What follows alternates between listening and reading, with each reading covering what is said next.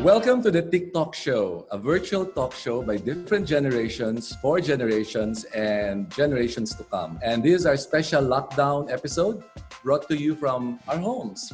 And this TikTalk show was initially an internal concept for TBWA agency members, but bright creative director had an idea of making this public, and she's one of our guests today.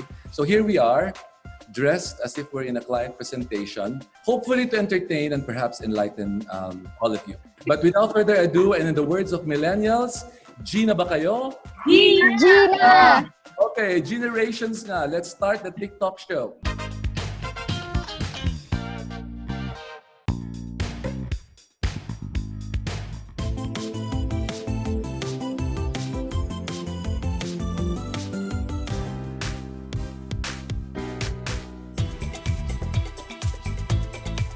Today, I'll be asking members of different generations their thoughts on how they've managed with the ECQ. What was your initial reaction when the ECQ was announced? The feeling I got was, of course, relief that the government is taking the problem seriously. But eventually, after some time, I thought of it as something to worry about, that we will not be living the same way as we used to because of some restrictions. Portia?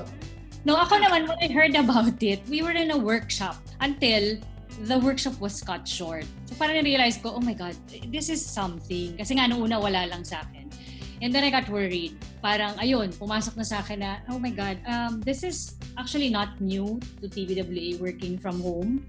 But the thought of not being able to go out freely was, I think, the hardest in the beginning. That was, I think, the initial reaction that I had when I heard about it. You're looking fresh, Portia. Oh, thank you. Baka okay talaga ang work from home. Work from home, it's good for you. Well, actually ako, to be honest, nung first week, sobrang complacent ako. I felt like, hindi, baka mga 1 week lang to. Ganun yung mindset ko. After that, okay na ulit. And then nung nakita ko na yung mga effects, saka ako medyo nag-panic ng slight. Nasa news, di ba, that there were countries na nagla-lockdown na because the cases were growing. Ayoko munang maratel, ganyan. Sa mindset ko, positive lang muna, ganyan. No pun intended. CJ? Opposite kami ni Jake. Sobrang worried ko when the lockdown started kasi dalawa lang kami sa bahay.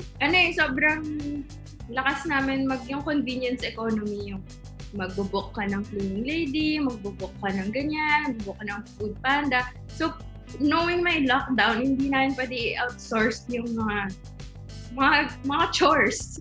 I actually had a list, like a checklist of what to do. Like, the way we travel, parang ganun yung ginawa, reverse traveling siya. Although the introvert in me, parang, walang problema yan. Kaya ko hindi lumabas ng bahay ng 1 month eh. Parang I wasn't really surprised. Medyo updated ako sa mga happenings sa Wuhan that time. Kasi medyo active ako sa social media. So parang I saw it coming na. Although in my mind, nagpanic ako pero wala akong action. What were the first things you did to adapt to the situation and how did you behave? And the first thing I did was buy groceries, buy a lot of water, buy a lot of things kasi I just realized when they closed down the restaurants that you cannot get takeout anymore. So I had to buy stuff that I know I can fry. And then for the first time, I used a rice cooker. So now, ang galing-galing ko na magprito. Kahit ano kaya ko nang iprito, kahit tubig, kaya ko iprito yan. I believe I can fry. So that's the big adjustment. The things I had to do for myself, not being able to go out. Ayun din, nag-grocery kami agad kasi nag-alala kami na mawalan kami ng stocks. Pero okay naman. I mean, I want to know from the panel, sino dito ang extrovert at sino dito ang introvert? Si CJ, alam ko, she can stay in her house for like 2 or 3 months and Forever. be happy about it. Jimmy, are you an introvert or an extrovert? I love going out, but only for a short period of time. Essentially, I am enjoying the time that I'm spending in the home because at my age, I am the most vulnerable now at my age. So I am trying to keep a good distance from my relatives, even my grandchildren, whom I miss a lot. Si Portia, alam ko extrovert yan. Right? Portia? Oo naman, oo. extrovert. So hirap na hirap, pero okay lang. And si Marcy is an extrovert, I would think.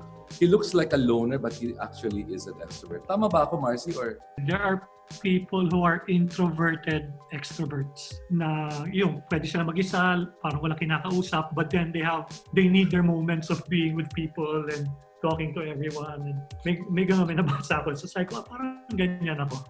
si Jake, I'm sure extrovert yan. So ako, sobrang hilig ako lumabas with friends. Nakita niyo naman sa IG story ko. Gusto kong after ng work, lumalabas pa ako with friends, ganyan. So actually right now, sobrang hirap niya, especially sa akin na gusto kong nakikita ko yung mga friends ko, nahahawakan ko sila in real life. Alam ko, di ba parang nauso na yung inuman ngayon. Actually, parang sa isang week nakakadalawang inuman ako, ganyan. Kung hindi naman available yung friends ko, sarili ko na lang din, ako na lang mag-isa umiinom, ganyan. Tsaka, sobrang nangangamusta ako sa mga friends ngayon. Gusto kong makita kung okay pa ba sila, how are they coping, ganyan. We've been on the ECQ for 7 weeks now and working from home for about 8. And we've been on countless virtual meetings, presentations, and we've been spending more time with our loved ones at home. So with all these adjustments that we've had to make during this period, how do you currently feel? What's your state of mind?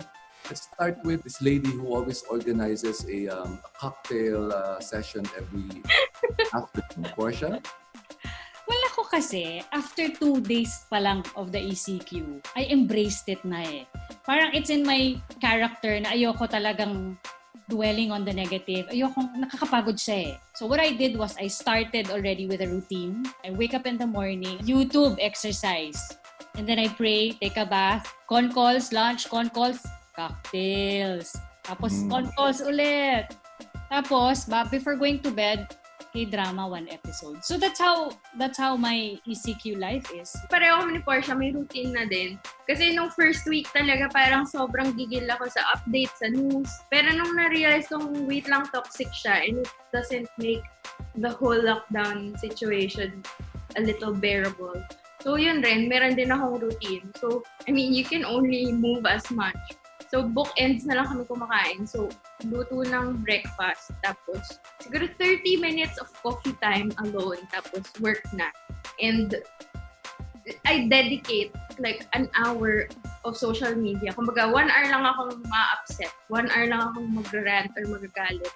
And then, okay na. I'll watch like a movie or I'll listen to like a playlist para at least balance yung mental state kahit pa paano.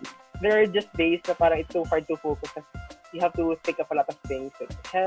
Naka-help yung nag-organize kami ng fundraising. Parang nakakaganang loob kasi parang may sense of responsibility ako sa society. Parang may ganun na feeling. CJ shared with me an article from Rolling Stone. The article mentioned moral fatigue. The normal, mundane things that we do, we think twice or 3 times with every action. Running ka, maghawak ng baso or the car door. Kailangan may dala kang alcohol para i-spray yun, di ba? Did you feel the same thing? But extra conscious ka sa lahat ng things na nahawakan mo. Sometimes I had to spray the chair before I sit on it. Parang may mga ganun na tendencies. I had to keep on reminding myself that I had to do it. I felt that, I have done my duty to my God because I finally found a way to hear Mass daily. And I found a way to say the rosary before I go to bed, which I couldn't do before. Nagsusubside lahat yung negativity and the feeling that I am under the protection of a powerful God. This situation forced me to be more spiritual. I've learned to do this vipassana, which is meditation that you just have to concentrate on being alive now. And it really, really calms you. And for 30 minutes to an hour, you forget that this virus is affecting the whole world.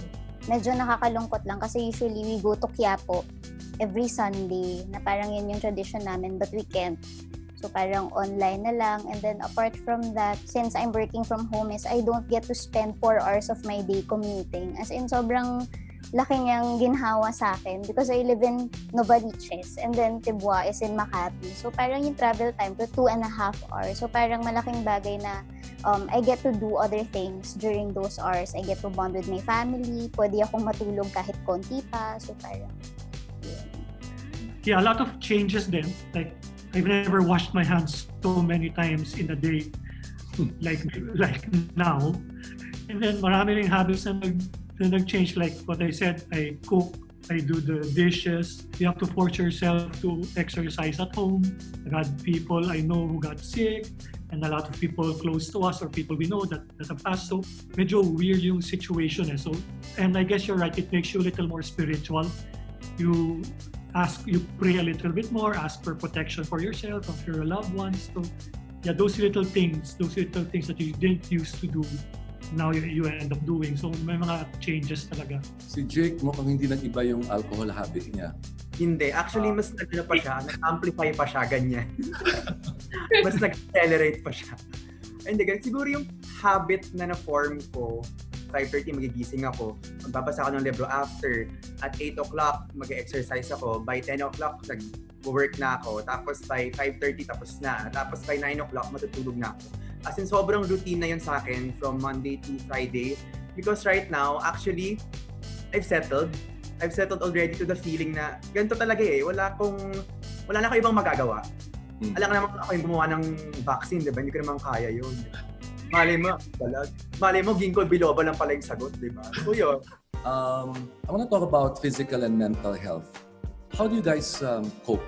Mas psychotherapy yung method ko of coping with mental health.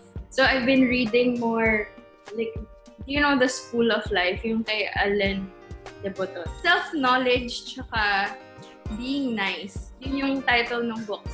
Tsaka relationships. So yun yung tatlong bedside reads ko. Swerte ako, may kasama ako sa bahay. So lagi kami nag-uusap. And yun nga kasi may podcast kami. So parang may structure yung conversation.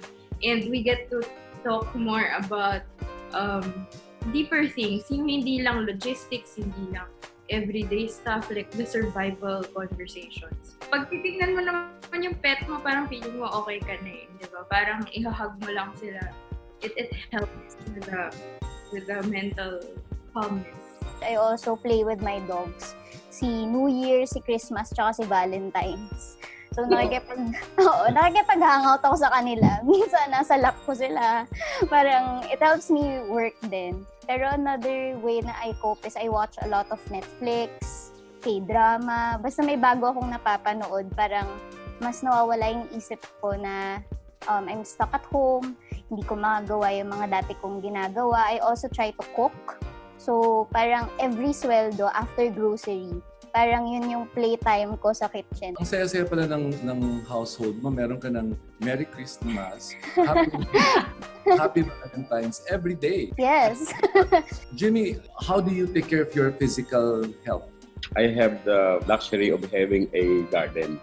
So that allows me to be exposed to the sun. I cannot go through very exhausting physical activities because of my bones and my back. Dating pa lang so wala ka pang assurance. Medyo mahirap lang right now, pero ine-enjoy ko naman. There's a big adjustment because I'm in what I call a social distance relationship.